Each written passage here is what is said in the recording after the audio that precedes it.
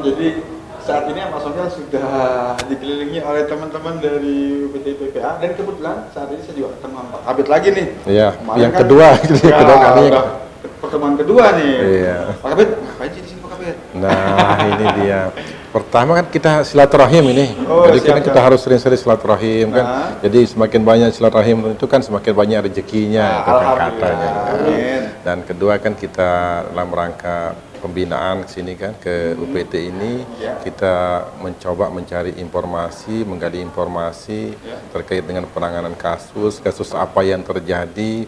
Nah, kan kita petakan ini wilayah mana tempat kejadiannya, kasus apa yang terjadi, sehingga nanti semua ini yang akan kita bawa di rapat koordinasi di tingkat kabupaten gitu. Nah, rapat koordinasi ini sendiri nanti yang diikuti oleh OPD yang terkait dalam hal penanganan kasus atau pemberi layanan, termasuk dari unit PPA, Polda, Polres itu kita hadirkan, dan teman-teman pegiat untuk perlindungan perempuan dan anak itu yang dari NGO atau dari LSM yang ada di Kabupaten Lombok Barat. Nah tadi kan Pak Kabit, sebelum bertemu Pak Kabit hari ini, saya tadi sudah sempat ke ruangannya Kepala, Bu Hajah ya, terus ke KTU, ada psikologi.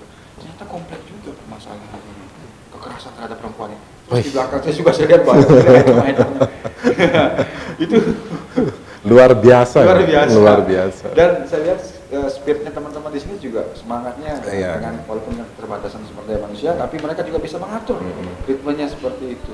Dan hari ini saya sudah saya lagi menunggu seseorang sebenarnya tadi sempat ngobrol-ngobrol sama Bu Kepala bahwa biasanya agak siang sedikit. Assalamualaikum. Wah, ini orangnya. Terus. Teman-teman yang sudah turun ke lapangan ya. Iya. Dengan Bu Rusmiati ya.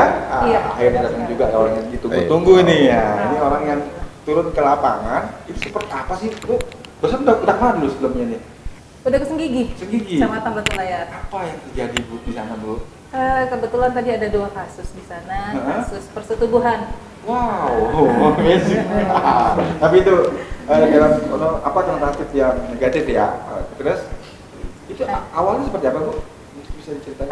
Satu awalnya tadi kami dapat konfirmasi dari Polres. Oke. Polres Lombok Barat tentang laporan adanya kasus persetubuhan terhadap anak. Oke. Nah, yang dilakukan oleh kebetulan ada nelayan yang melakukan di sana.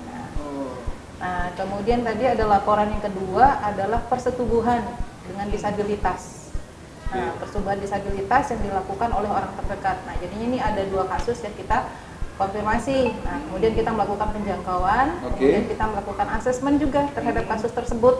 Nah, kemudian kami juga tadi berkoordinasi dengan Peksos yang ada di Dinas Sosial Kabupaten Lombok Barat. Ya. Kemudian kami melakukan janji temu juga tadi dengan beberapa tokoh-tokoh masyarakat seperti kadusnya kami dekati, kemudian dengan konfirmasi dengan kades, sehingga di sini kasus ini bisa mendapat perlindungan oleh aparat setempat, sehingga anak itu penting ini ya? Iya, sangat penting. Jadinya di sini keluarga maupun si korban mendapat perlindungan dari masyarakat sekitar seperti itu. Kemudian dari kami sendiri di sini tadi melihat psikologi si anak juga, si korban.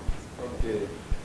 Apakah pendampingannya itu nanti mereka akan dipanggil nggak kira-kira ke sini untuk pendampingan psikolognya khususnya? Tadi kan saya sudah ngobrol-ngobrol sama Mas Ya. Irwan tadi. Oh iya. Jadinya untuk pendampingan kasus kita akan melihat kondisi dulu, kondisi si anak. Apakah memungkinkan nggak dia untuk datang ke layanan kita? Jika tidak memungkinkan, nanti kita akan mencarikan tempat. Nah, jadinya tempat yang sesuai untuk kita melakukan layanan. Sehingga di sini kan untuk melakukan layanan itu kan harus betul-betul safety-nya harus aman, privasinya harus aman. Jadinya anak itu benar-benar berani untuk mengungkapkan apa sih sebenarnya yang terjadi. Seperti Tadi itu. saya sempat berbicara banyak dengan Mas Irwan ya. Jadi memang ada metode-metode katanya. Kalau untuk anak caranya berbeda, untuk orang dewasa caranya juga berbeda. Nah, kira-kira ini prosesnya berapa lama sih sampai benar-benar clear itu, Bu Jan? Nah, Bu Sumiati. Kasusnya ini clearnya dalam hal apa dulu? Sampai benar-benar tuntas lah kira-kira. Untuk proses hukumnya Ya. dan segala macam. Itu bisa membutuhkan waktu sampai bulanan. Bulanan ya? Ya, Cukup lama. satu kasus itu bisa sampai bulanan karena di sini kan untuk apalagi untuk kasus anak ini sangat yang kita perhatikan adalah psikologi anaknya. Dan itu harus masuk ranah hukum kan? Kalau untuk seksual harus masuk ranah hukum karena Wajib dia tidak ya? bisa dibiarkan. Kalau kita biarkan akan menjadi bumerang nanti seperti Oke. itu ya. Jadi akan bom waktu nanti korban akan semakin bertambah kalau dibiarkan. Jadi Oke. di sini ya memang harus ditangani sampai tuntas. Bu Rusmiati kan ini dalam artian garda terdepan orang yang turun ke lapangan yang teman-teman yang lain ya. Pernah tidak terjadi gesekan-gesekan dengan keluarga atau masyarakat? Karena ini kan bisa dibilang tabu, aib. Itu gimana kira-kira? Gesekan pasti ada. Pasti ya. Pasti ada. Nah, sekarang tergantung kita sekarang di dalam kita menjalin komunikasi.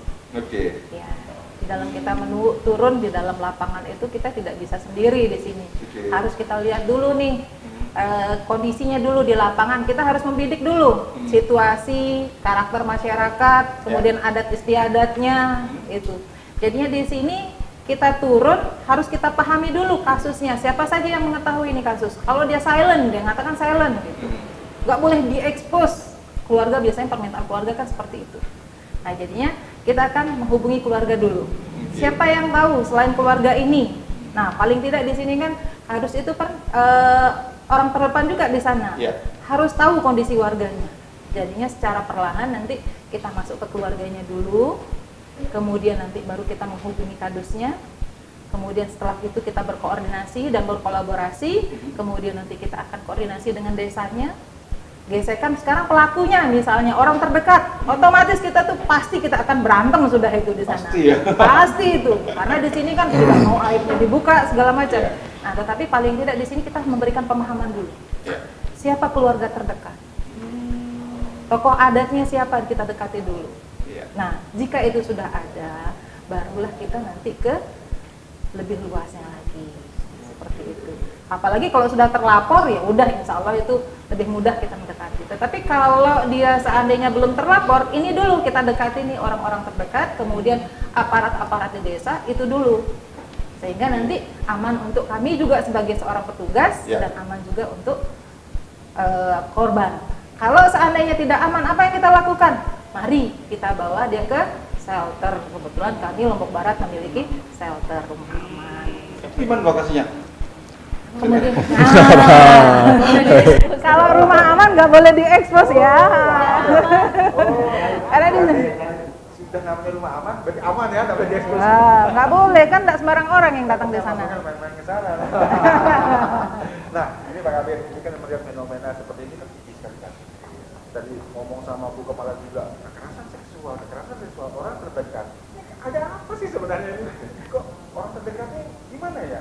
Ini dulu, saya kan kini maunya nih bersama teman-teman ini ada kasih perlindungan perempuan dan ini Kasih perlindungan anak. Mungkin Oh, yang iya. Doni juga bisa memberikan kan ya. Ada yang bisa jawab nggak? Silakan. Kenapa ini? Kenapa? Ya kenapa orang terdekat? Anak kira-kira kenapa Mbak? Kenapa? Ya. Iya. Jawab Pak. Diomongin aja dia masalahnya. Kenapa bisa seperti itu? Fenomenanya memang seperti itu. Jadi mungkin karena efek dari pandemi juga bisa jadi anak-anak kebetulan selalu ada di rumah dan daripada main sana kemari orang tua mungkin memberikan kepastian jadi Berarti dampak dari media sosial itu juga berpengaruh Pak Kabir ya. Jadi apa yang mereka tonton ini juga perlu ada pengawasan orang tua ya. iya, jadi misalnya dalam hal orang tua memberikan anaknya itu biarkan. Ya. Nah, ini Setidak-tidaknya orang tua itu harus bisa mengontrol Kontrol. tapi jangan sampai sih dia berpola di kota itu kan orang tua nggak tahu Pak, bukan tak bisa.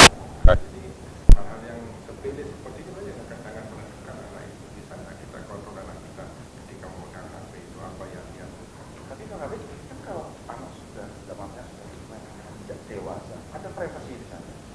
Itu bagaimana kira-kira? Kalau menurut saya sebaiknya di dalam pengasuhan itu anak itu janganlah kita buat satu batas antara kita sebagai orang tua dengan anak. Kalau kita mungkin lebih baik kita aja dia sebagai teman saja gitu Ya.